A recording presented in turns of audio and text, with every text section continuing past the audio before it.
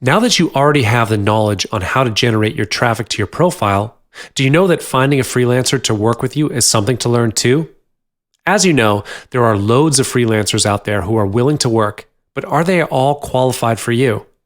This is an important question to ask because you don't want to hire them without knowing them. The quality of your freelancer is equal to the quality of your product at the end of the day. So, how can you approach your freelance to work for you with quality assured? Let's get started. Nowadays, people can't live without the internet and their social media account. They will keep browsing and scrolling through to kill time. As I've mentioned in the previous section, social media is a good engine for you to gain traffic as well as for you to recruit. For people who are more and more internet-oriented, it is easier for you to get what you want. You could filter your friends list according to your recruitment needs. Use filter software like Manage Filter to speed up your findings so you could double up your work. Also, there are groups and pages for freelance jobs on Facebook. Join them to see if there's any talent who matches your need, or you could post your need in the group to recruit your potential freelancers. In case you're not an active person on social media, there is another way to find potential freelancers, using freelancer websites. There are several sites for you to choose from. Examples are Agent Solo, All Freelance Work, and Upwork. You can filter them accordingly with your location, fields, and patterns. Find websites with responsive admins and freelancers. This is because if you encounter any problems, you will at least know who to turn to. Before you go into the website, make sure you understand their terms, policies, and conditions, especially on credit transferring and refunding issues. Establish a clear communication with the support and read their website policies before you start to use their freelancers. Now you have a picture on how to recruit your talents. It's time to determine your strategies on how to ensure your freelancer's quality. Allow me to ask you a few questions. If you're a buyer, how would you go about choosing a freelancer to work for you? What kind of products would you expect from your talent that you have hired?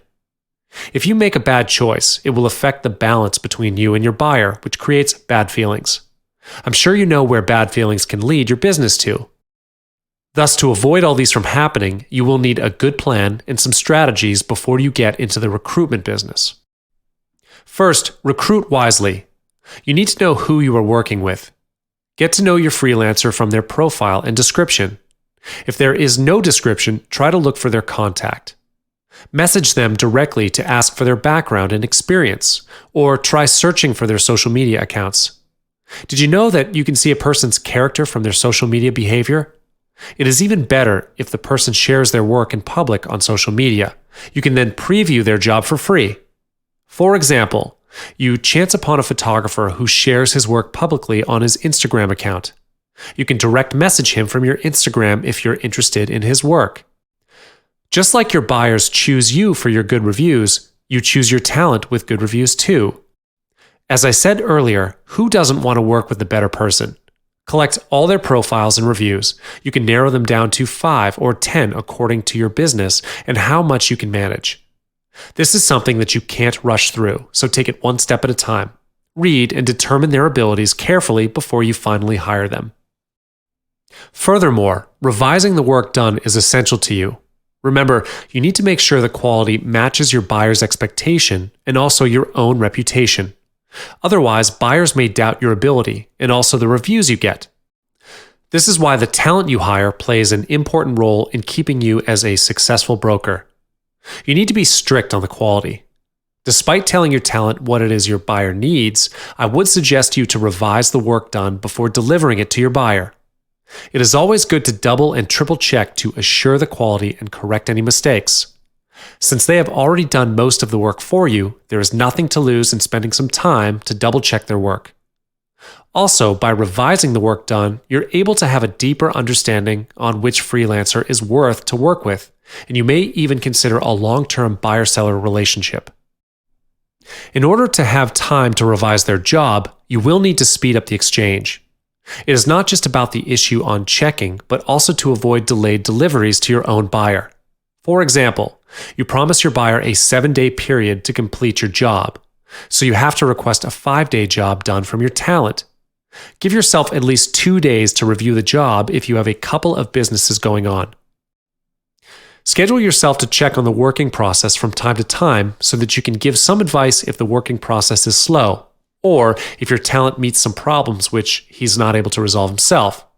Do not hesitate to help your talent. A little help from you may mean a lot to them. It is not just about saving you from the hassle of late deliveries, but also to build up your reputation amongst them to earn their loyalty.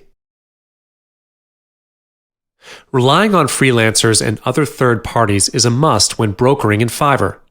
There are many issues which can arise from this. For instance, how can you determine that the person on the other end of the computer is honest in his or her dealings?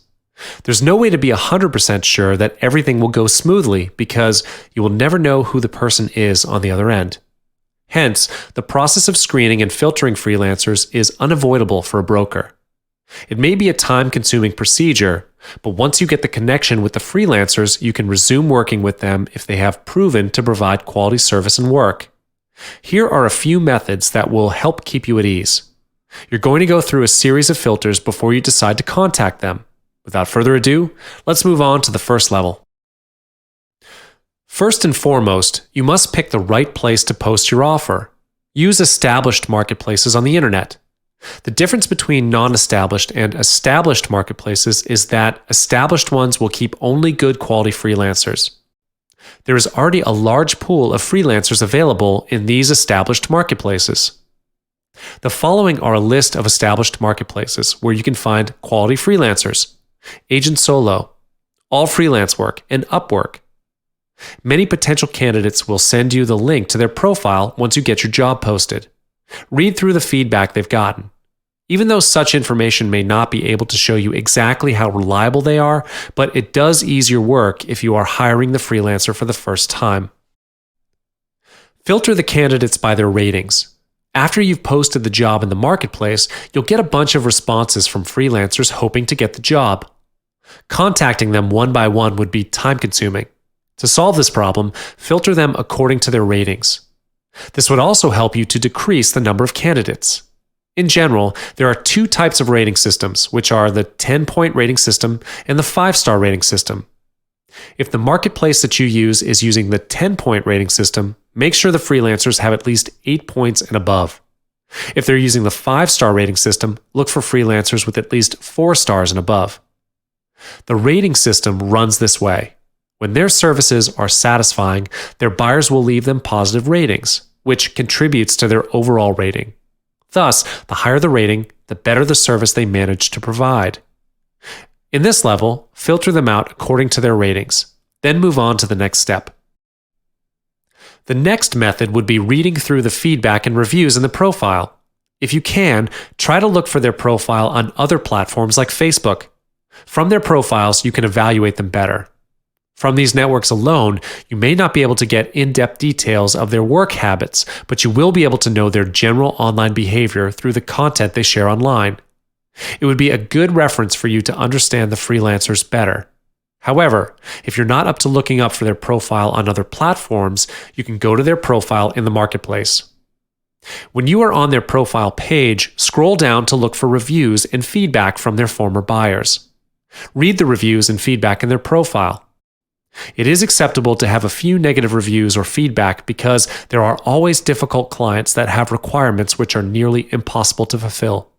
However, read through the comments and take note of it.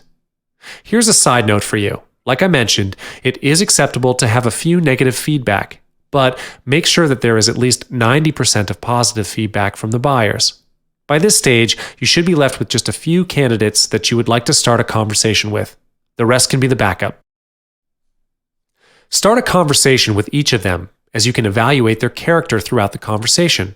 First things first, you can evaluate them by how they reply to your request. For instance, you can assess someone in terms of how long they take to respond to your request. This way, you will know how fast they will get back to you when you contact them in the future. From the way they respond to your request, you will get to evaluate their professional working attitude in handling the work you pass to them. If needed, you may get their email address in case of any emergencies. In some instances, the marketplace server may be down or hacked. If so, you will have a second method to communicate with them. Finally, ask for their portfolio as a reference to evaluate their work. This can be said to be an essential part. Evaluating the portfolio would be the final factor that you will need to walk through before agreeing to use their work and offering them the job. You should not accept their service before getting to see their past work. Regardless of anything else, the capability to provide quality work is the utmost important factor that you must put priority on when it comes to screening for freelancers. Whether they can perform well or not is not depending on the way they speak, but on their actions. Therefore, other than evaluating the way they handle work, you will need to evaluate the work from them. This is to ensure that you can provide the best service to your clients as well. Let's assume you are a broker on Fiverr. Other than screening and filtering freelancers, pricing your offer to the freelancer is always a complicated issue, especially when you are new to the system. To set a price of your job offer from the earnings on Fiverr would be a big question mark for some. There is no 100% guarantee that you'll get a perfect freelancer all the time, so dealing with a difficult freelancer is unavoidable sometimes. As you may already know, negotiating with difficult freelancers is not an easy task and requires certain techniques.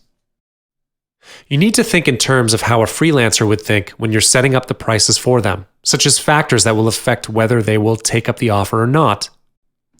The cost plus factor comes first.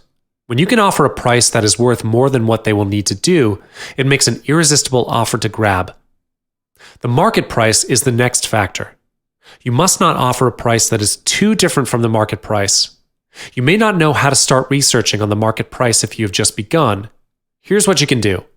Visit all the other marketplaces, search for keywords, and mark down the prices offered by the other sellers. For instance, if you're looking for a graphic designer to draw a logo for you, look for the keyword logo design in the marketplace. From here, you can see how much people usually offer to the freelancers. Moving on, the third factor is value driven. This is once again a factor that is related to the first factor, the cost plus factor. Regardless whether you are a buyer or seller, people always look for the value. What's in it for me is the first question that will pop up in our minds. As a seller, you must be able to show them the value. Cost plus factor plays a vital role in the brokering system. When a gig is not profitable, freelancers are more than likely to turn down the offer. They accept gigs based on the offers that can earn more than what they will need to do. This includes the time that will be needed to invest, and whether the time they invest to work on your job is worth the price or not. If they could have worked for another gig with the same amount of time but with a higher pay, they will definitely go for the second offer. To calculate the cost plus for a gig is relatively easy. All you will need is the unit cost and the desired profit margin. For instance, if the wages for a workday is $15, to finish the whole project will need at least 1 week.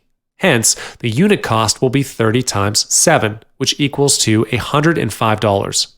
So, if the gig doesn't offer more than $105, freelancers are more likely to put your gig offer as their last option.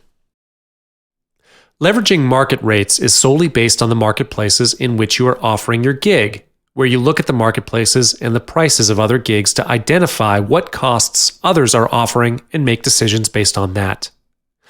You can do some research on the other gig prices offered by other sellers in the marketplace, especially about the gigs in the same field. Once you have the information needed, set a price that does not run too far away from the margin. It can be slightly higher or lower than the others. Try to find a balance between that which can satisfy both your financial budget and the cost plus of the freelancers. It is not an easy task to set the price to be win-win all the time, but always remember to refer to the market price. The market prices in comparison to international freelancers may vary. That said, if you're using international marketplaces, you will need to understand the local and international market. Last but not least, freelancers are value-driven. Like I've said, this is a factor that goes together with the cost plus factor. People will always look for a gig that can profit them. Even if they have decided to take up the offer that does not profit them, they will work equivalent to the price you've offered. That said, the lower the price, the lower the quality of work they will deliver to you. Thus, always ask for further information from freelancers. For instance, a standard voiceover costs $100. But if you want it to be synced with a video, it'll be another $50. You can ask the freelancers to send you a custom offer with all the gigs listed out with prices, like how Fiverr is doing now. This way, you will know what you've paid for, as well as collect references for future use. Be prepared to negotiate with freelancers. They may be difficult sometimes, but you, as a seller, must stand firm on your point of view as well. If the price they ask for is not favorable as well as unprofitable, do not be afraid to turn down the offer from the freelancer. The price structures can work three ways, which are calculated by hourly rates, daily, monthly rates, and project-based rates. Hourly rates and daily or monthly rates are usually for sellers who like to hire for long term. If you are not keen on running around looking for freelancers every single time you receive orders from your clients, you can look for someone who is willing to work long term. There are, of course, also cons if you're hiring them for long term. You will never get to know the person that works from you. That being said, you will not know what happens if he or she is missing in action. In case of emergency, you wouldn't know how to contact them other than through emails. The ideal price structure will be project-based, which you'll pay them once per project. This way, you do not need to worry about the issue of commitment.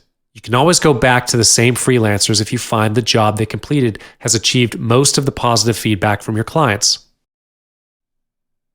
Here are some tips for you when you're drafting the price of your gig for freelancers. First of all, you need to know the minimum acceptable rate of the freelancers and not offer a gig lower than that. And then, as a broker on Fiverr, you should pay your freelancers from the earnings you receive from the client. Calculate your own profits in between after you pay the freelancer. If the return on investment is low, discard the request. When the ROI is low or even negative, it's said that the job isn't profitable. After you have gotten everything on track and start to deal with diverse clients and freelancers, this is the time where you may feel challenged. Even though this means you actually own a great business and you're doing things right, you still need to be prepared for whatever future you are heading to. The more people you cope with, the more difficulties are faced. There are many different types of personalities that you'll encounter, and you will need to make yourself flexible enough to bear with them. Managing your freelancers is not an easy task, especially when dealing with those difficult ones. Do not ever underestimate this. I will share with you the issues you may face and the solutions to these problems.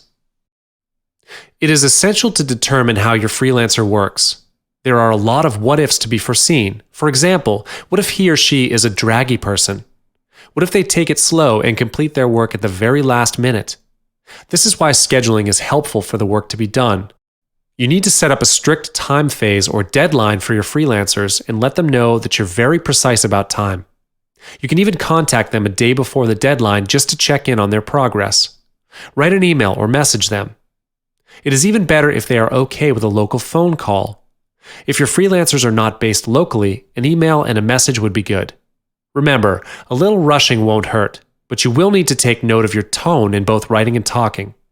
Rushing is not threatening. It is your right to rush, but threatening people will only scare them off and set a bad reputation for yourself. Furthermore, there is a situation where your freelancer is not satisfied with the amount of money you pay. Trust me, it happens. So in this case, what should you do? First, establish a friendly negotiation. You do not want to push yourself to a dead end by insisting on your initial pay. Try to bargain with them and work things out together. If you feel uncertain on giving extra pay to people you don't know well, you can promise a bonus if they are able to finish their work on time with splendid quality. In this situation, no one loses. Of course, you can always call off a deal if you are not comfortable or if you think your freelancer is asking too much from you. Settle for a mutual cancellation and find another freelancer who's willing to work for you with your pay. If the majority of your freelancers raise up the payment issue, then it is time for you to readjust the pay you offer. Try not to think of how much you have to lose, but of the loyalty that you've earned. If a little increase in pay gets you loyal freelancers, don't you think it's a good way to go? All right, enough on difficult freelancers. Did you know some barriers can only be resolved by yourself? This kind of barrier is far more difficult to deal with because you are struggling with your own will. There will be the time when you need to let go of something in order to achieve your success. Let's get you prepared. Your biggest challenge will be time management. This happens when you have too much traffic at the same time. Great business comes with a price, and time will be your price. This is where you will need to be flexible and keep your mind clear. Communicate with your buyers and also outsource your work systematically to your freelancers. The important thing is not to be frightened by the jam. It is actually a good sign, but you will need to have a clear head to handle this. Also, do not be afraid to say no to your buyers if you really can't afford the traffic. Being honest to your buyer is better than messing up your business. Buyers will not leave any bad comments or reviews if you talk to them nicely and politely. They'll understand. It is good if you're able to handle your traffic accordingly, but this may be the time where your daily life and working life gets messed up. You may be unable to separate yourself into several parts for your work, family, or friends. You may even have no time for yourself. Here's a point to note. A successful person works with quality. If you know your business is great, on track, and doing well, you may choose buyers with the higher price offered. With all the good reviews and 5-star ratings, it is not that hard to get the deal.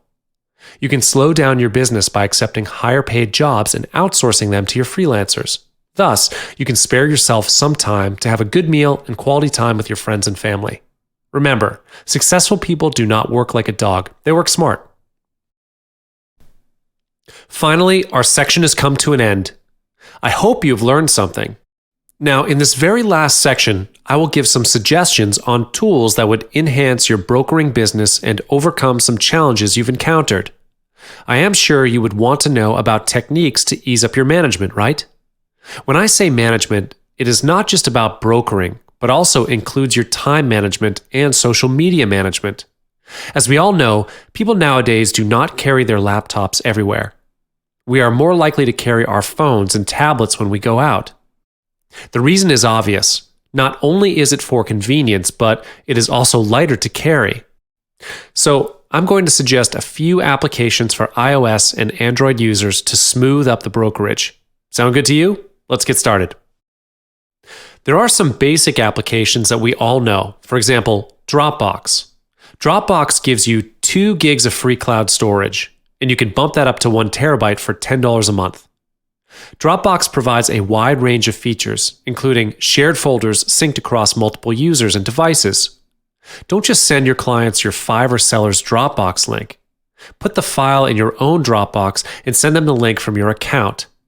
Besides that, you could also use Skype to communicate with your client or freelancer. Normally, people will not reject a phone call through Skype. It is essential for you if you manage to talk to your client and freelancer. The chances of knowing them are higher as compared to pure writing. When it comes to a billing issue, I would suggest you use Nutcash. It accepts credit cards and PayPal. It's free, easy, and painless to bill your client. The important thing is that it looks extremely professional. In order to look professional in gaining your client's trust, create a simple one-page website to show some of the samples you've sold, display what your business is about, and why are you the best for them. Trust me, it's more convincing to use your own professional-looking site instead of just a few lines of description. WordPress is a good platform to build a site for people to understand and read at ease. Remember to keep your site simple and nice. In addition, there are some free applications for phones and tablets that are useful to you too. However, an application like Mail Tracker is only available for iOS users. The biggest obstacles for projects to get completed can be when people refuse to read their emails, which is where Mail Tracker comes in handy. This helpful iOS app syncs with the iPhone's mailbox and can send you a detailed notification of when the other person reads a message, where they read it from, and etc. It is very convenient for you when you are checking the process with your freelancers. In this case, you can tell whether they are telling lies or whether they are really busy. In case you are a forgetful person, Pushbullet ensures that you never forget anything. The app syncs with your computer and can display all of your notifications from your phone right on the screen. Pushbullet can let you send files between devices, which can be immediately downloaded. So you would lessen the risk of missing any job review for your freelancer before you send it out to your client. The best thing about Pushbullet is that it's available on a variety of platforms, including iOS, Android, Chrome, and Firefox. If you prefer to buy an app with more features, here's my suggestion. When it comes to project management, Basecamp is one of the biggest names around. The service provides a centralized place for organizing and coordinating projects, allowing teams to create notes, lists, and schedules, upload files and plans, assign and manage tasks, and communicate with colleagues about progress on each individual element. In this case, it is easier for you to communicate with your freelancers on the progress. With the company's multi-platform approach, you can view and edit anything you need from any device you have handy. However, you'll need a Basecamp subscription, which is free for 60 days, that runs anywhere from $20 to $150 a month. It is available for iOS, Android, and also the web. Next is an app for you to keep yourself on track. Unfortunately, it is only available for iOS and Mac users. Clear is a simple and well-designed to-do list to help you stay on track. You can easily drag and reorder your to-dos, and adding a new item is as easy as pulling down your list and typing it in. When you're done with a task, just swipe right. Clear makes it easy to jot down a thing you need to do and pull it up on either your Mac, iPhone, or iPad, and it all syncs over iCloud. If you're really weak in planning and time management, this app will definitely give you some help. Finally, we have come to the very last part of the section. Here, I would like to talk about some social media managing apps that I have mentioned in the previous sections, which are Buffer and ManageFlitter. Buffer is a software application designed to manage social networks. Buffer allows users to schedule posts sent through the application to the user's social media accounts. This feature can schedule and send posts to Twitter, Facebook, LinkedIn, App.net, and Google+. There are various default time slots in the application, which are based on the times during the day when social media users are most active online. The free version of this app only allows 10 posts at a given time and only allows the management of one social media account per social media website. On the other side, there is a paid version of Buffer named Awesome that allows you to schedule 100 posts at any time and allows the management of up to 10 social media profiles. It is available for both iOS and Android users and also the web. On the other hand, ManageFlitter is a web-based application that assists Twitter users to gain insight into their Twitter account. ManageFlitter provides a set of tools that allows Twitter users to effectively curate, prune, and grow their Twitter account. In addition, ManageFlitter provides an easy way for users to integrate their Google+ account with their Twitter account. It also allows Twitter users to identify people who don't follow them or lack other desirable traits and subsequently unfollows them. ManageFlitter users can analyze their Twitter account data in a variety of ways with ManageFlitter.